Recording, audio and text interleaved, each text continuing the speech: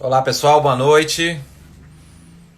Bem-vindos aí à nossa live de quinta-feira à noite. Hoje vamos falar sobre neuromodulação sacral, eletroestimulação sacral e também eletroestimulação tibial. Boa noite, Alzira. Amanda, seja bem-vinda. Daniele. Lê Martinelli, boa-vinda. Caroline, tudo bem? Seja bem-vinda mais uma vez. E aí, Carla também, que honra aí você com a gente. Pessoal, boa noite, sejam bem-vindos. Hoje, como eu falava, a gente vai falar um pouquinho sobre neuromodulação sacral. Acho que a gente precisa esclarecer alguns conceitos, né? As diferenças, as indicações, as evidências sobre neuromodulação sacral, eletroestimulação sacral e a eletroestimulação tibial. Né? Deixa eu ver aqui se a minha convidada já está por aqui. Deixa eu ver se ela já chegou. Ok, só confirmar aqui, deixa eu dar uma olhadinha. Ok. Virgínia também está aí com a gente, seja bem-vinda, Virgínia. Que honra, que satisfação. Ok, deixa eu pegar aqui. Enfim, essa live, então, esse bate-papo que a gente vai ter hoje, né? A gente poderia...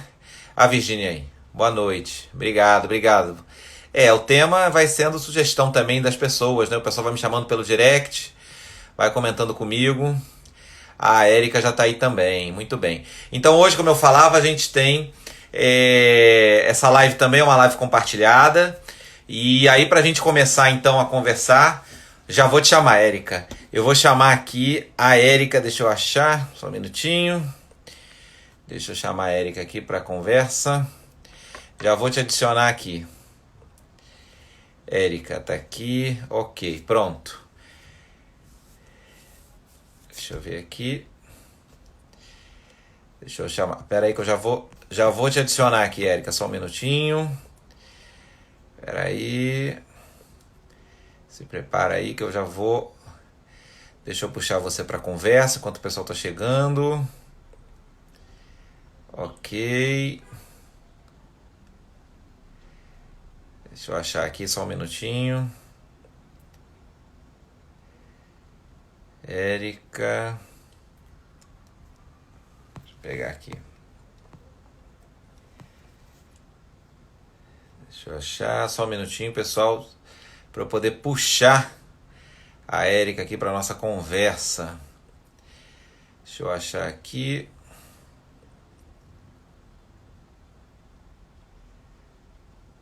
Um minutinho. Tá aqui. Então, a Érica já está Oi, pronta. Muito bem. Seja bem-vinda. A obrigada, é Érica uma honra. dispensa comentários, né? Fisioterapeuta do assoalho pélvico, tem um trabalho grande lá junto à UERJ, né? Na Policlínica. Tem um mestrado por lá também, né? A gente sempre defende que o fisioterapeuta do assoalho pélvico se engaje, né? Nessa questão do mestrado, do doutorado, das publicações, que a gente precisa cada vez mais de mais evidências científicas, né? A gente tem muita coisa construída em algumas áreas, outras menos em outras, então é importante ter o fisioterapeuta do assoalho pélvico engajado nessa linha. E a Érica tem um trabalho muito legal também com a parte de game terapia. Aliás, lá no nosso site, no logicaurológica.com.br, tem um vídeo que eu gravei com ela, muito legal. Fui lá no consultório dela gravar, onde a gente explica o que é a game terapia. E tem vários vídeos dela trabalhando com game terapia nos pacientes, então é bem legal. Então, Érica, seja bem-vinda. Obrigado aí pelo seu tempo, pela participação. É um prazer, uma honra. Sim, eu sou muito sua fã, todo mundo sabe. É lógico que eu não vou perder a chance de falar mais uma vez. Eu Obrigado. acho que você é o urologista mais fisioterapeuta e mais querido pela fisioterapia do Brasil agora, né? Então, assim, pra gente, o que você faz é um elogio. Eu acho que eu falo em nome de todas as fisioterapeutas. O que você faz você melhora a profissão da gente. Pra gente, você faz até mais do que os fisioterapeutas fazem pra gente. Então, e a gente é muito agradecida a isso. Eu acho que todo mundo tem o mesmo pensamento que eu. E é uma honra estar aqui. E eu tenho um meia-culpa enorme para fazer, porque hoje, fazendo um refresh para a aula, eu me deparei com a escassez de pesquisa, né, nesse assunto. E aí, assim, eu fiquei pensando, caramba, assim, eu fiquei com a Gisele na UERJ com um ambulatório de projeto, para a gente não dizer voluntário, né? Até 2016. E a gente fazia muita eletroestimulação de tibial. Só que a assistência engole você e fica muito difícil você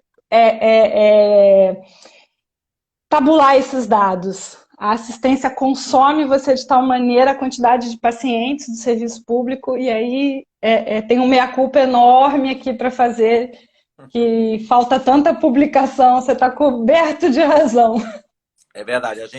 Eu também trabalho em hospital assistencial, também faço pesquisa lá, mas é difícil, né? Às vezes é muito difícil, a gente tem que fazer mesmo por doação, por amor, porque a assistência, ela consome a gente. Mas é o que a gente gosta e é isso aí, vamos fazer. Eu acho que você, Gisele, tem uma galera muito boa aí nessa área, envolvida com pesquisa e que traz muita evidência para a gente, um núcleo forte aqui também no Rio de Janeiro, né? Que a gente precisa valorizar. Vamos começar a bater um papo, então. A Vamos. Caroline estava perguntando aqui se a live vai ficar gravada. Então, hoje eu prometo, já botei um relógio aqui do meu lado, que eu vou, porque o Instagram não está avisando mais quando o tempo está acabando. Então, eu perdi as últimas 2 lives sem salvar. Se eu não me engano, a da Virgínia e a da Carla eu não consegui salvar. Então, hoje eu vou salvar. Estou marcando o tempo aqui para essa live ficar disponível depois para o pessoal poder assistir num outro momento, quando for mais interessante. Agora, claro, quem está aqui com a gente consegue interagir, consegue fazer pergunta, consegue participar. Então, assim, eu acho que esse tema de hoje, né, a gente poderia, em vez de chamar de neuromodulação, eletroestimulação, podia ser o S3. Né? A gente podia estar discutindo aqui a terceira raiz sacral, porque todos esses tratamentos que a gente vai discutir aqui atuam, né, diretamente por meio da raiz de S3. Né? A neuromodulação sacral é feita dessa forma, a eletroestimulação e a sacral e tibial também atuam visando essa raiz nervosa. A gente sabe que a raiz de S3 ela está envolvida com a bexiga, né? A bexiga é inervada por S2, S3, S4. E a raiz de S3 tem uma relação muito grande, né, com a aferência, com a sensibilidade vesical e também participa do reflexo, né, o reflexo da Guardião. A gente vai discutir um pouquinho isso aqui. Então, eu vou começar falando um pouquinho da neuromodulação sacral, que tem uma parte médica, né, e depois a gente entra nessa discussão da eletroestimulação sacral e tibial. Então, a neuromodulação sacral, como eu falei, é um procedimento médico, é um procedimento cirúrgico, né, a gente precisa levar o paciente para o centro cirúrgico, que consiste basicamente na gente implantar um eletrodo lá pelo forame sacral, né? Tem que relembrar a anatomia, na raiz lá de S3, no nervo S3, e você com isso vai ter uma modulação dessa aferência da bexiga. A gente ainda não sabe muito bem como isso funciona. Tem até uma revisão que saiu agora muito boa no European Urology Focus, só de discussão de mecanismo de ação de neuromodulação sacral. E mesmo em 2020, a gente não sabe ao certo como funciona. Parece que ele tem uma atuação quando você estimula lá a raiz de S3 em nível cerebral, né? Então ele atua nas áreas cerebrais que regulam a sensibilidade vesical. E você modulando essa raiz sacral, esse nervo S3, você consegue diminuir a sensação exagerada, né, que está muito relacionada com a bexiga hiperativa. Então, você reduz a sensação de urgência para urinar, você consegue combater contração involuntária do detrusor e você consegue também aumentar o tempo de micção, então você reduz a frequência urinária. Então, isso já tem comprovação que funciona. E parece ser esse o mecanismo de ação. Então, por isso que a principal indicação da neuromodulação sacral é o tratamento da bexiga hiperativa. No homem e na mulher, a gente tem resultados interessantes. A gente já tem nível, o último guideline da Associação Europeia de Urologia, que, aliás, eu postei recentemente nos grupos de WhatsApp do Lógico Urológica, né? Quem faz parte lá já teve acesso. Quem não participa, me chama pelo direct aqui, que eu boto lá no grupo de WhatsApp. E lá a gente mostrou isso, né? O guideline europeu, mostrando que a gente tem nível de evidência 1 da efetividade, da eficácia da neuromodulação sacral.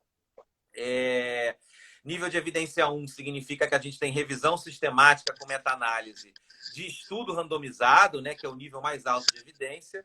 Então, a gente já tem essa indicação bem consolidada. A questão é quando utilizar, né? A neuromodulação sacral, ela é terceira linha para o tratamento de bexiga hiperativa.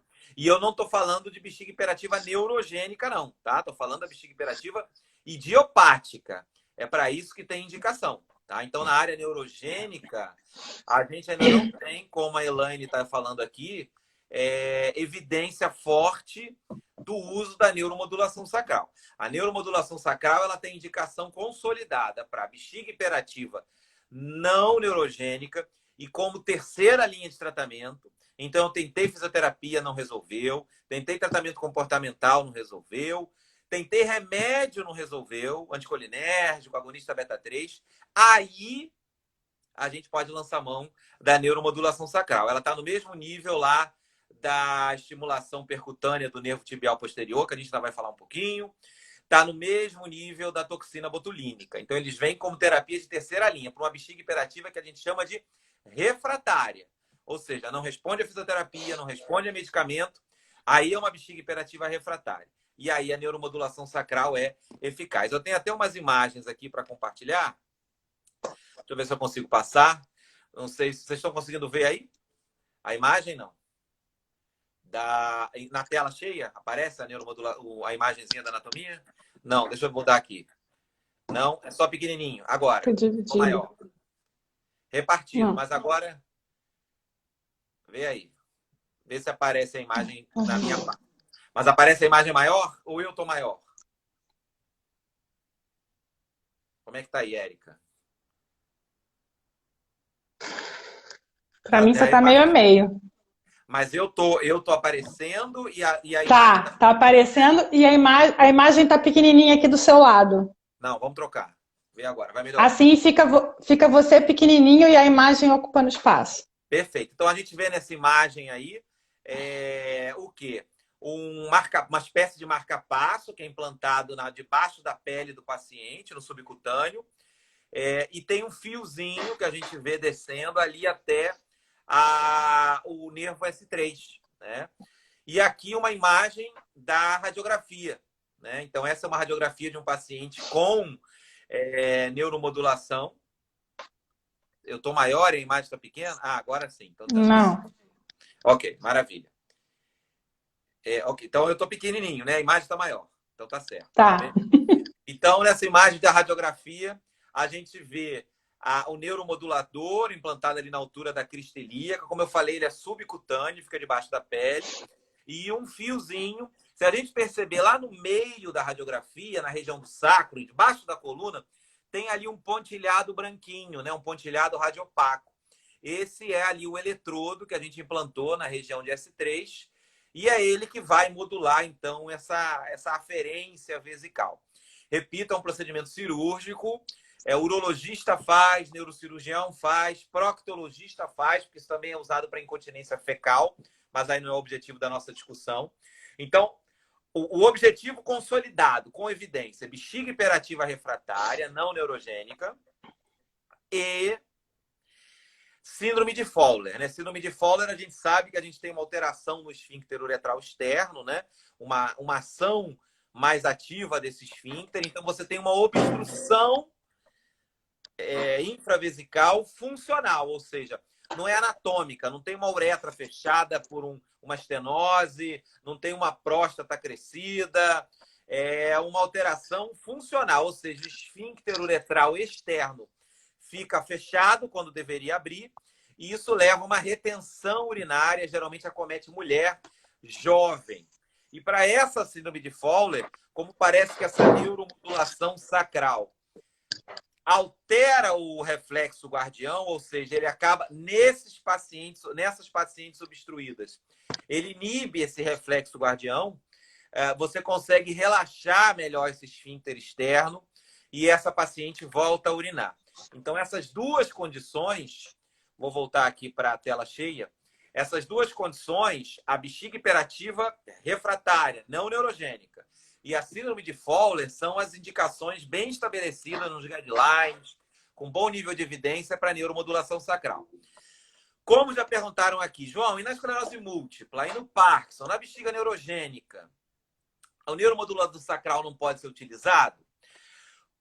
Pode, mas em caráter de exceção, individualizando caso a caso. A gente não tem estudo de bom nível de evidência, bem desenhado, que sustente o uso da neuromodulação sacral na bexiga neurogênica, como a gente tem na não neurogênica. E também no controle da dor pélvica crônica. Parece que ele também tem alguma atuação na aferência do assoalho pélvico, né? E também da bexiga. E aí isso poderia ser utilizado no tratamento de uma dor pélvica crônica. Mas, repito, não é a primeira linha, não é a segunda linha. A gente ainda não tem evidência para usar de rotina. E aí tem que individualizar cada caso para ver se é o melhor caminho ou não. Tá? Então, isso é o que a gente tem dentro da neuromodulação sacral. Uma outra linha de tratamento, né, que a gente ainda não tem no Brasil, apesar de a gente ter um montão de estudos já, é a eletroestimulação tibial por via percutânea, que é muitas vezes feita no consultório médico, né, que você introduz lá uma agulha percutânea através da pele, né? Você tem que invadir o paciente para colocar essa agulha. E aí o racional é o mesmo, né? A gente sabe que o nervo tibial, que aliás anatomicamente não é tibial posterior coisa nenhuma, né? Se a gente for pensar do ponto de vista anatômico, a gente já discutiu isso até em outra live. O nervo tibial posterior não existe, né? Eu sou professor de anatomia há 20 anos, né? Dou aula de anatomia. E a Gisele Ribeiro, que está aí com a gente também, dá aula comigo lá na faculdade.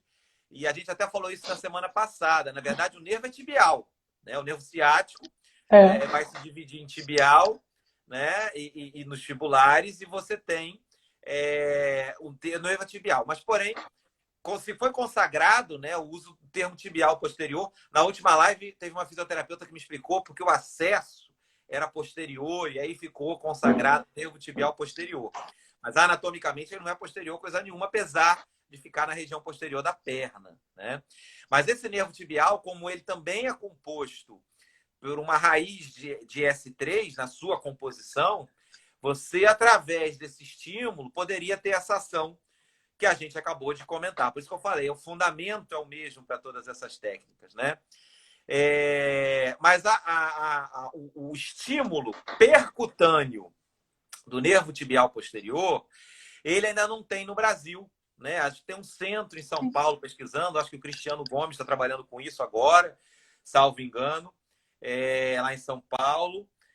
Mas a gente sabe, né, que o nível de evidência para o PTNS, né, como ele é abreviado em inglês, né, o estímulo percutâneo, transcutâneo do tibial posterior, ele também vem com evidências aí, uma evidência boa para a terceira linha do tratamento da bexiga hiperativa, né?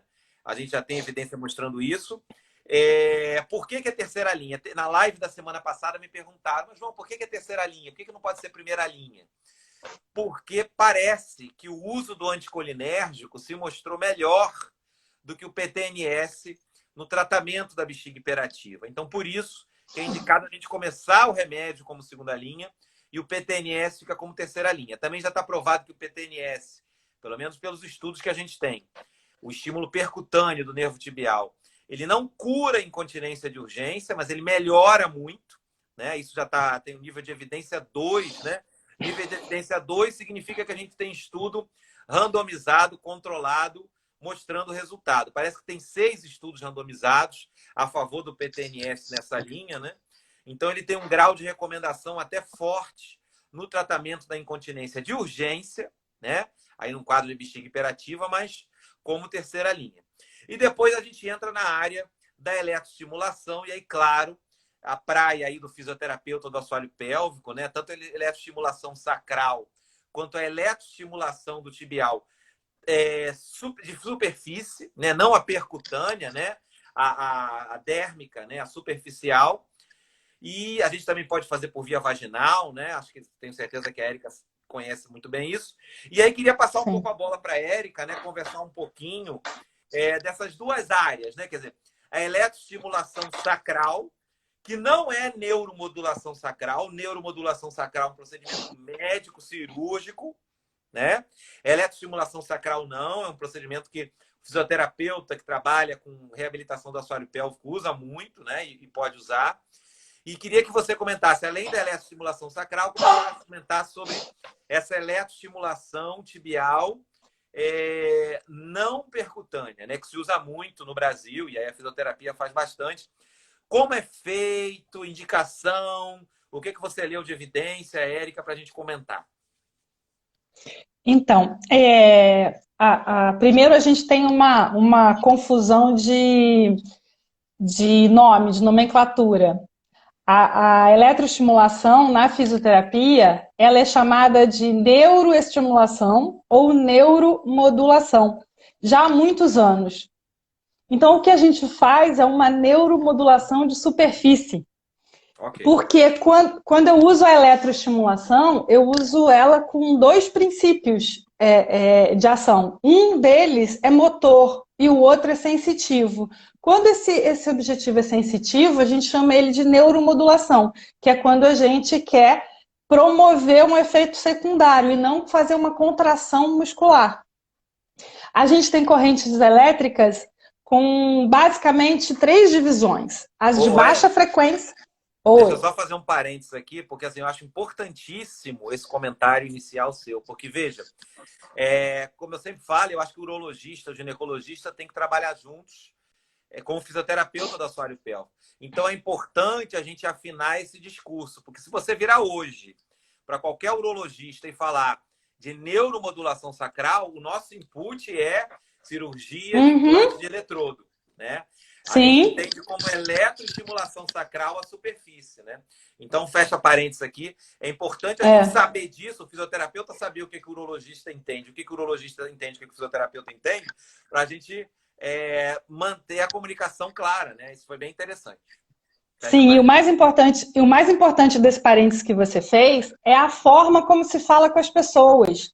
Porque, às vezes, o fisioterapeuta que conhece isso, os mais antigos, e principalmente os fisioterapeutas formados há muito mais tempo, eles vão levantar a mão e vão dizer, mas a gente já fazia neuromodulação. Não por implante, mas a gente já fazia. Assim, o relato da neuromodulação sacral por implante, eu encontrei num artigo do Amarenco de 2003.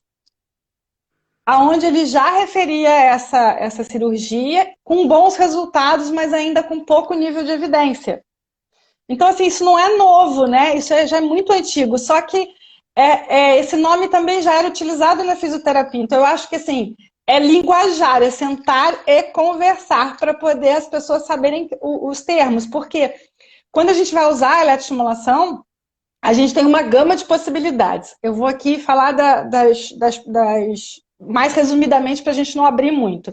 Mas a gente tem as correntes elétricas de alta frequência, que são as correntes elétricas analgésicas, que dentro delas a gente usa o TENS, mas com frequências em 150, nessa faixa de frequência em Hertz. A gente tem as frequências musculares, que são frequências na faixa dos 30 aos 50, 60, começa já a ficar limítrofe para analgesia. As correntes, a frequência para analgesia costuma ser desconfortável, porque ela precisa ir no centro de controle de dor, comporta, seja lá qual a via, ela tem que atingir essa via. E a gente tem a baixa frequência, que são correntes elétricas neuromodulatórias. Então, a gente pode fazer neuromodulação na região sacral. Em regiões mais altas, inclusive, a gente pode fazer para outras funções, que não a que a gente está abordando aqui. E aí, é o que você falou, é tudo S3. Porque quando a gente pega a sacral, a gente pega a região lombar de L4 a S2, mais ou menos S3. E aí depois a gente pega a tibial, que vai pegar S4, S2. Então, assim, o S3 está ali. No conjunto ali, ele acaba pegando pelos dois lados. Quase todos os artigos apontam a mais ou menos a mesma coisa. Faltam mais estudos, falta uma descrição de metodologia melhor nos trabalhos, falta comparar com coisas mais plausíveis. Nem todos os trabalhos fazem o mesmo protocolo com a mesma avaliação de resultados. Ninguém publica sobre isso, assim, as publicações são antigas. Umas colegas fizeram uma revisão não sistemática, que foi publicada no ano passado, e elas fizeram aqui de São Paulo, elas fizeram uma coleta de dados na revisão entre 2007 e acho que 2018, se eu não estiver sendo o 2016, alguma coisa assim. E elas encontraram, assim, as mesmas questionamentos das anteriores que foram feitas. Falta as pessoas fazerem pesquisa, falta publicar, falta melhorar o grupo que está sendo testado, porque os resultados acabam sendo... Todos os estudos mostram a mesma coisa, apresenta resultados, mas não são resultados com uma evidência forte, porque a metodologia não foi uniformizada nos estudos. Então, você não consegue comparar um estudo com o outro, fica muito difícil. E historicamente, é muito antigo. Assim, o FDA já aprovou o uso dos eletroestimuladores para o tratamento das urgências, polaciúrias, tanto neurogênica como não neurogênica. Então, assim, a gente tem, apesar de pouca evidência, a gente tem um histórico muito grande. A percutânea, como você estava falando, se eu não me engano, começou com Maguire em 83. E ele fazia em fibular também. Ele começou a testar em vários nervos ali da região, e o tibial se mostrou o mais responsível, digamos assim. Só que o curioso disso é que, para a fisioterapia, a percutânea não é novidade. A fisioterapia tem autorização do nosso Conselho Federal de executar, só que só os fisioterapeutas que têm pós-graduação em acupuntura, que cai naquele problema do ato médico, né? A gente fica ainda no meio daquela confusão do ato médico. Mas os fisioterapeutas fazem a percutânea, os que têm a autorização legal para fazer acupuntura, por causa da inserção da agulha. Tem toda uma técnica, porque a intenção é que ela atinja o nervo, né? E a gente tem uma dissertação de mestrado de uma colega que está aqui na live, de 2007, que ela fez uma dissertação de mestrado com a percutânea. Mas eu acho que ela acaba sendo a menos utilizada pelo mesmo motivo que a gente utiliza menos a neuromodulação via vaginal, ou via anal, ou perianal, ou perivaginal. Os parâmetros da corrente elétrica são mais ou menos os mesmos. O que muda? Muda a localização que a gente vai fazer. Quando a gente faz via vaginal, tem um componente extra dessa eletroestimulação, é que além dela fazer por via aferente essa inibição da contração do detrusor, ela estimularia sensitivamente também a uretra e levaria essa uretra a uma possível contração para despertar o reflexo guardião, isso tudo. Só que a frequência, no meu ver, na prática que a gente vê, teria que ser um pouco mais alta, porque essa corrente elétrica parasacral e tibial, ela é desconfortável via vaginal e via anal. Ela tem uma sensação de formigamento, de queimação. Então, os pacientes têm uma aderência um pouco pior. Mas se for a primeira oferta que você fizer e ela surtir efeito, eles não abandonam. O problema é que quando... E a informação, ela é disseminada, então o paciente já sabe que tem uma opção não intracavitária, ele prefere, porque ele diz, não pode ser aquela outra. e ele já sabe que existe. Então, a neuromodulação ela vai fazer o mesmo trabalho, intracavitário, perianal, perivaginal, parasacral e tibial. E parece que os estudos têm mostrado que a frequência de utilização não altera muito de uma vez por semana, duas, três. O que que altera? Que aí, pessoalmente, eu não concordo.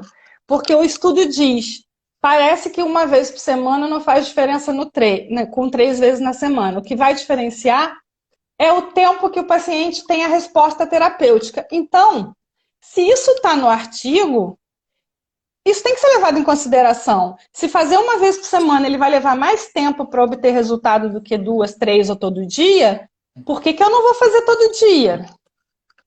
Então, assim, eu e outros colegas já fazemos isso, a gente recomenda que o paciente faça domiciliar. Isso com supervisão do fisioterapeuta, não é abandonado, não, assim, compra e sai utilizando, entra numa farmácia, compra e sai utilizando.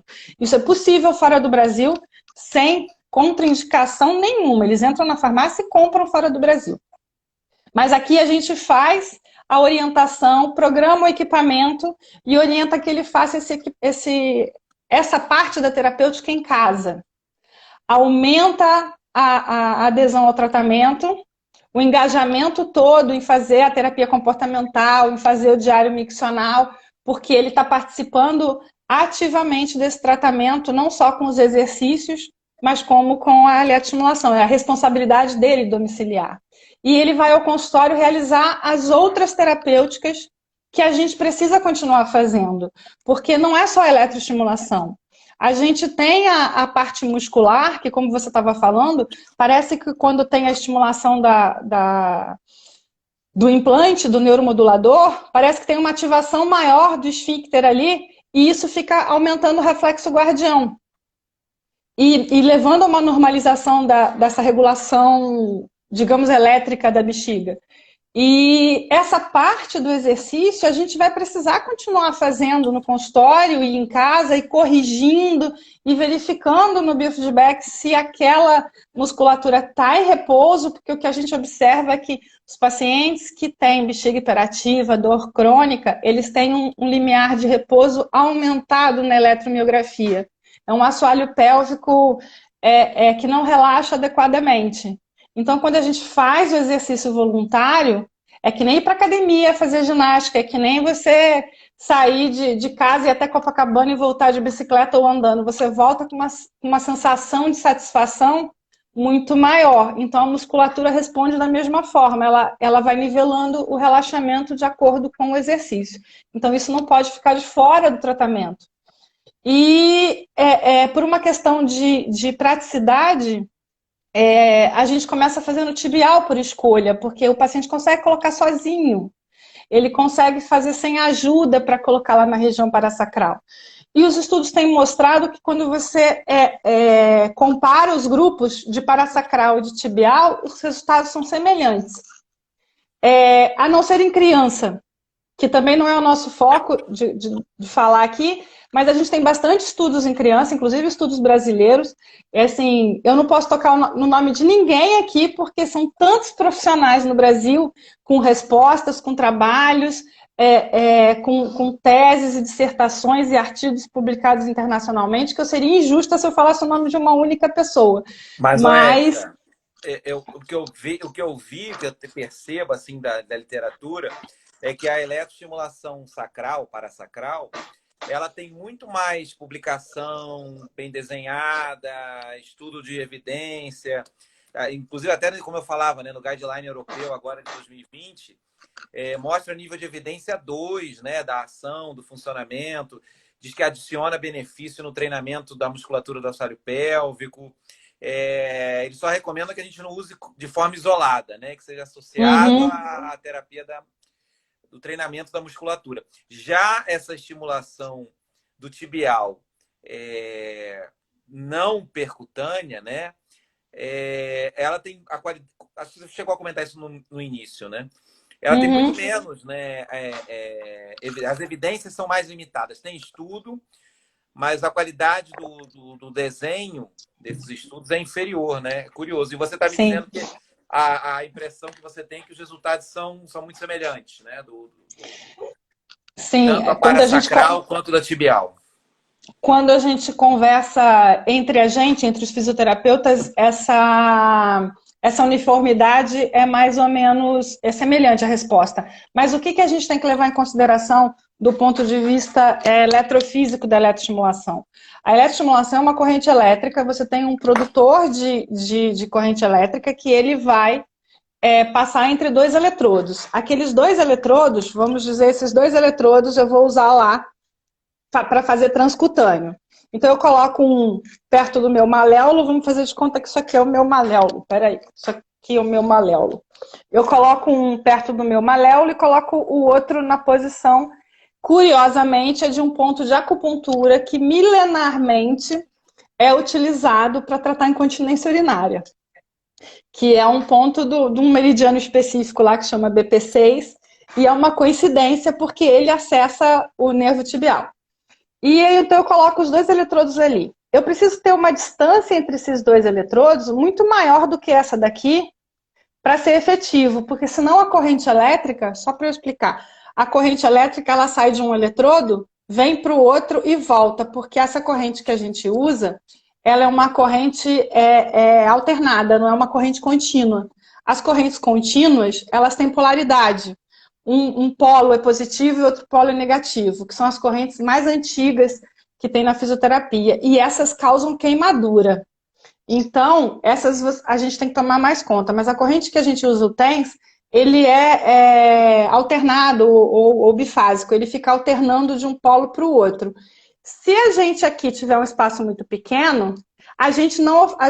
o caminho mais fácil para a corrente sair desse eletrodo para esse é superficial aqui, ó.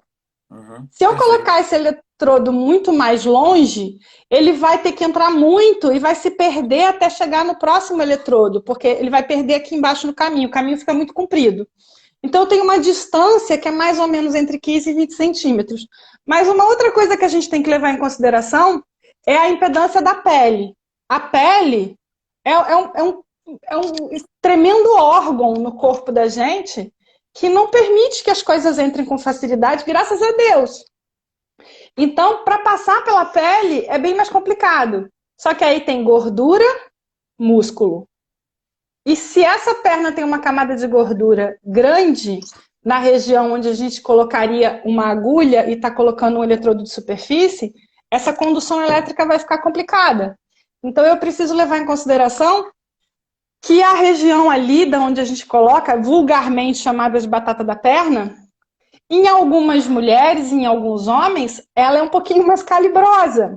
E aí a desvantagem anatômica ali, uma posição está bem perto da superfície das estruturas do nervo, e a outra, o nervo está um pouco mais profundo. Então eu tenho dificuldade de passar essa corrente. Agora, quando eu coloco na região parasacral, durante um tempo, assim, logo que eu me formei, as pessoas diziam que isso não devia de funcionar. Que a parasacral era tudo mentira e não funcionava, porque tinha um osso. Como é que você ia passar pelo osso a corrente elétrica? Mas osso é feito de cálcio. E cálcio é condutor elétrico. Então, assim, tem alguma coisa errada, porque isso é química. Isso é química. Osso é feito de cálcio, então a corrente elétrica passa por ali. Então não fazia muito sentido isso quando estava no passado, mas essa discussão sobre esses aspectos você não vê nos artigos da pélvica, nem nos artigos de urologia, discutindo a propriedade da corrente. Então, às vezes, a gente percebe isso, um paciente que tem um tecido adiposo, vai ser mais complicado passar por ali a corrente elétrica. E a corrente elétrica, o paciente tem que sentir. Não tem isso de não sentir. Ela é sensitiva, não é motora, mas ela não pode ser fraquinha. Ela tem que ser o mais forte que o paciente tolerar, sem produzir contração muscular, porque senão a gente já está mudando de parâmetro. Então tem alguns detalhes que eu fico vendo assim, fica difícil os estudos, né? E ainda tem os parâmetros Elétricos, qual a frequência, qual a largura de pulso adequada? Cada estudo tem uma largura de pulso diferente. Isso Então, a fragiliza, gente... né, o resultado, a consistência do estudo. Essa é uma grande discussão nessa área, né? Esse ponto é importante, quer dizer, a falta de um padrão, né? É difícil. Sim. E aí a gente trata, faz, mas não tabula os dados, aí não tem resposta para dar. Pois é. Pois é. Mas, enfim, então, e pelo que eu entendi, é utilizado, quer dizer, essa eletroestimulação, ela é feita, você já utiliza quando o paciente chega, junto com a fisioterapia, ou você não responder, sei lá, o treinamento muscular, que eu vou para a eletroestimulação. O que você... Não, nos pacientes com bexiga hiperativa, bexiga neurogênica também, dor pélvica crônica, cistite intersticial. Na cistite intersticial, a gente consegue diminuir a frequência, as hiperatividades, mas não tem um resultado muito bom na dor. E aí eu acho que talvez a gente precisa fazer um desenho de estudo para esses pacientes, levando em consideração talvez uma corrente elétrica analgésica, para ajudar não só a neuromodulatória, mas com intenção analgésica, que seria com frequências mais altas em hertz. Então, talvez essa fosse uma possibilidade. E como ele precisa, a neuromodulação do fisioterapeuta, como a neuromodulação sacral, ela precisa de frequência, ela precisa de número de aplicações. É como se fosse um medicamento, você precisa fazer acúmulo. E até agora, ainda é meio obscuro como é que isso funciona. Mesmo esse artigo que você falou, assim, os princípios são os mesmos, é lá no S3. Então, assim, o que está acontecendo? Parece que é por acúmulo. Se é por acúmulo, se eu for fazer no paciente uma vez por semana, que hoje eu atendo os pacientes uma vez por semana e tenho toda uma rotina de tarefas domiciliares até a outra semana dele voltar no consultório, porque ninguém tem tempo para ficar indo no consultório mais do que uma vez por semana, e quando tem tempo não tem dinheiro. Então, a gente tem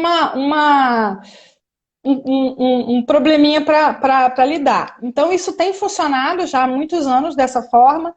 E se eu for fazer uma vez por semana, que é o que a gente acaba fazendo no serviço público, funciona, mas leva 6 meses. Entendi. Se eu peço para o paciente comprar o equipamento e utilizar em casa, ele vai levar 30 dias. Se ele fizer todos os dias. Se ele fizer dia sim, dia não, ele vai levar 60 dias. Então, isso é uma coisa que você vai avaliar o paciente, avaliar a condição cognitiva, se ele consegue fazer isso sozinho, se ele tem alguém que consiga fazer para ele, se ele tem condições de comprar o equipamento e vai conseguir levar à frente, se ele tem uma resposta, porque uma vez eu peguei uma paciente que já tinha passado por uma colega fisioterapeuta, que ela não lembrava o nome, porque senão eu teria ligado para a colega, porque eu achei assim uma sacanagem o que aconteceu com a colega. Ela fez a estimulação tibial da paciente numa perna. A gente faz numa perna só. Porque já foi feito um estudo, eu não lembro a data, que comparou as duas pernas ou uma perna só e os resultados foram semelhantes. Então, do ponto de vista de custo e agilidade no tratamento, não justifica se é semelhante os resultados. Então, ela fez numa perna e essa paciente veio para o meu consultório, além da queixa da bexiga hiperativa, ela tinha uma dor anal, tinha um anismo, e ela falou assim, Érica, o médico tentou de tudo, ele pediu até uma eletroneuromiografia, você quer ver? Eu falei, quero. E ela tinha uma diminuição da condução no tibial da perna. Olha. Então, assim, eu falei, poxa, que sacanagem, a menina tratou só naquela perna, aquela perna, o tibial não funcionava direito. E não foi descoberto por quê, mas tinha um nível bem ruim de transmissão nervosa naquele tibial. E aí eu contei isso para ela disse, tadinha da menina, ela ficou arrasada porque eu não melhorava. Então, às vezes, é uma dica, muda de perna. Não custa nada fazer isso, né? não custa nada. Mas isso tudo é levado em consideração. Não é qualquer paciente que a gente vai dizer, não, você já começa a usar o equipamento. A gente vai avaliar se é possível. Às vezes, só a orientação de exercício já melhora muito e o paciente não precisa investir no equipamento. Muitas vezes acontece do paciente já vir tomando medicação, então quando soma com exercício, a terapia comportamental, orientação de ingesta hídrica, correção de horário de beber água antes de dormir e de noite, os pacientes que tomam um monte de água de noite, às vezes só isso já corrige, mas os casos mais intensos, hoje eu não acredito sem a neuromodulação. Legal. Maravilha. Bem, estamos entrando aqui no final dos minutos finais. Eu estou regulando o tempo aqui para a gente conseguir gravar hoje, né? O pessoal não me matar. Então, vou deixar gravado hoje. Queria aproveitar para ver se alguém tem alguma pergunta. Eu estou vendo aqui vários comentários, algumas perguntas sendo respondidas pelos próprios participantes da live. Mas queria abrir, então, para perguntas enquanto o pessoal aí... Não, gravo sim, Caroline. Se eu não gravar, a Caroline me pega. Te pega, Caroline, te pega.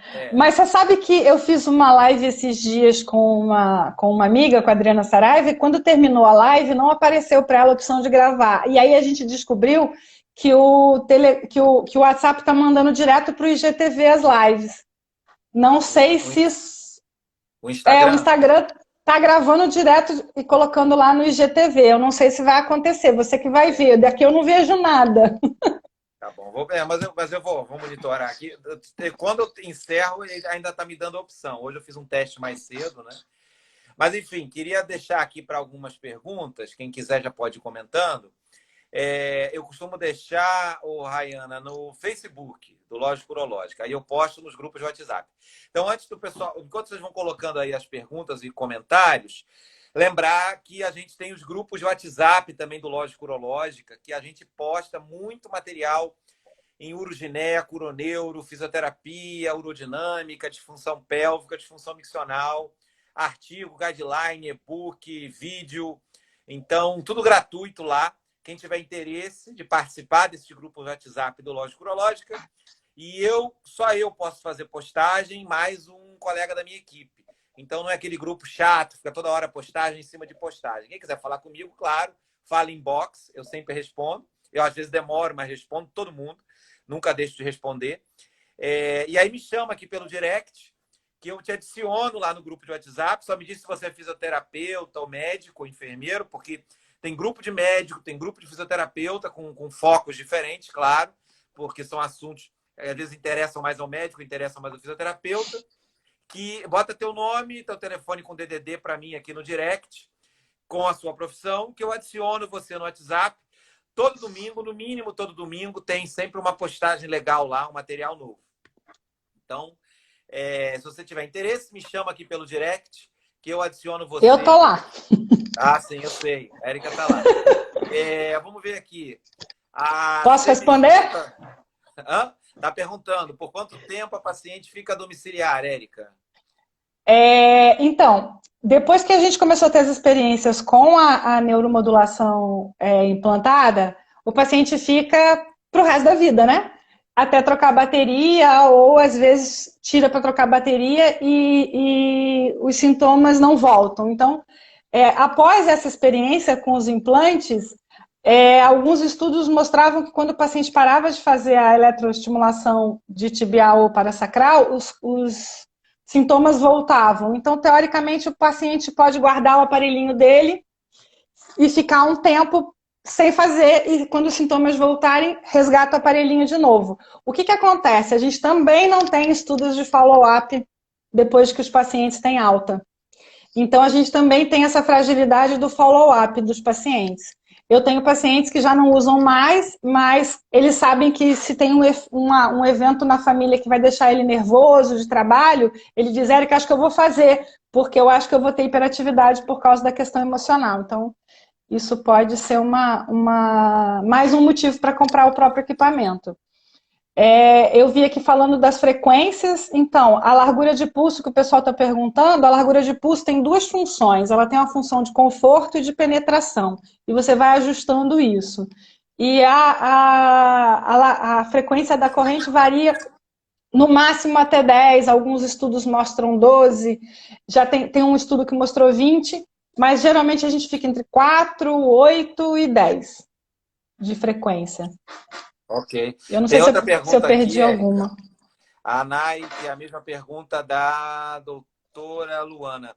Se pode fazer sacral e a pergunta é para você. Se pode fazer sacral e tibial ao mesmo tempo, eletroestimulação? Pode. É aquela velha história. O que abunda não atrapalha, né? Então, assim, se você tem um cabo sobrando do aparelho, por que não fazer? Também não tem comparação de estudo mostrando se faz diferença ou não. Mas se você levar em consideração que talvez uma via seja melhor do que a outra, você está fazendo pelos dois caminhos, né? A gente não faz em gestante, nem parasacral, nem tibial. A gente não tem estudos de segurança em gestante.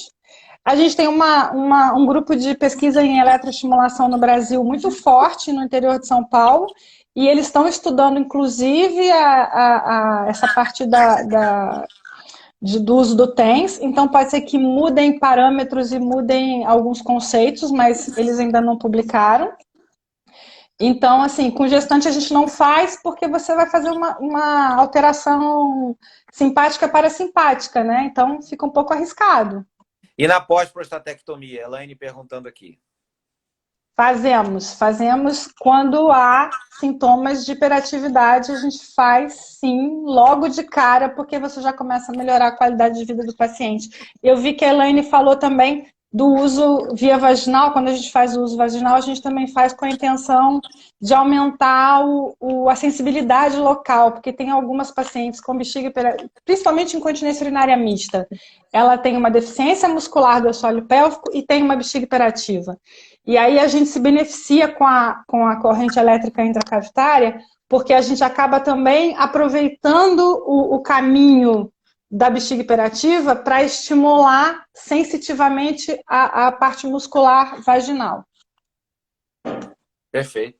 Uma outra pergunta aqui. Você tem algum problema do paciente com marca-passo? Você fazer eletroestimulação?